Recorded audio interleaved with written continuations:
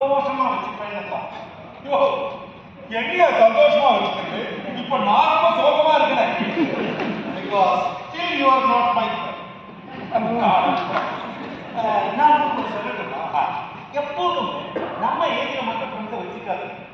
ஏன்னா அந்த ஜெனரேஷன் போக போக கம்மி ஆகிட்டே வரும். உங்களை விட என்ன ஃப்ரெண்ட்ஸை வச்சுக்கணும். Friends should not be age related. ஆனா அப்படி வச்சுக்கணும்னா உங்களோட மைண்ட் ஓப்பனா இருக்கணும். நீங்க கொஞ்சம் அட்ஜஸ்ட் பண்ண வேண்டியதா இருக்கும்.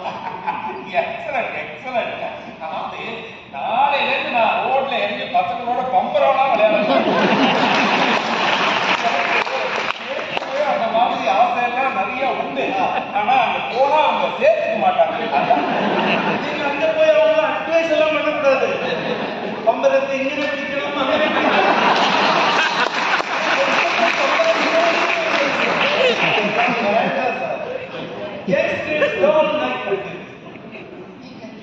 கூட போய் விளையாடு.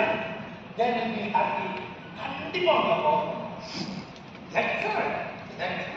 ஆமா, அதெல்லாம் சரி. இத்தனை விஷயம் எனக்கு சொல்லி நீங்க அட்வைஸ் பண்றீங்களே, இது கரெக்டா? அட்வைஸ்ங்கிறது நம்ம ஏஜ்ல வந்து பேட் ஹாபிட். அதை மாத்திக்கணும். இனிமே நான் அப்படி கோயில் குளம் அப்படின்னு இருக்கலாம்னு பார்த்தா, ஐயோ நீயும் அந்த பொறுமையில் இருக்க. டிவோஷனுக்கு எல்லாம் ஏதியா வயசு. எனக்கு வயசாயிருக்கு. இனிமே நான் ஆன்மீகத்தில் போக போறேன்னு சொல்றதெல்லாம் உங்களால மிங்கிள் பண்ண முடியல ஜனங்களா. அதனாலதான் அந்த போர்வம். யங்ஸ்டர்ஸ் எல்லாம் அந்த போர்வத்துக்குள்ள வரமாட்டாங்க.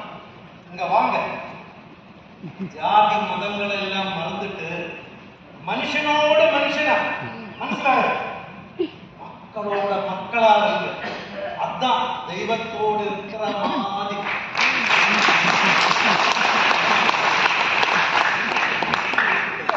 எல்லாத்தையும் கிண்டல் பண்ணா இப்போ கடவுளை நினைக்கிறதுக்கு டைம் வேண்டாமா? வேணும். கடவுளை நினைக்க டைம் வரும். கடவுளை ரியலைஸ் பண்ண டைம் வரும். நீங்க நினைக்க போறீங்களா இல்ல ரியலைஸ் பண்ண போறீங்களா? No doubt, Kerala is highly educated state.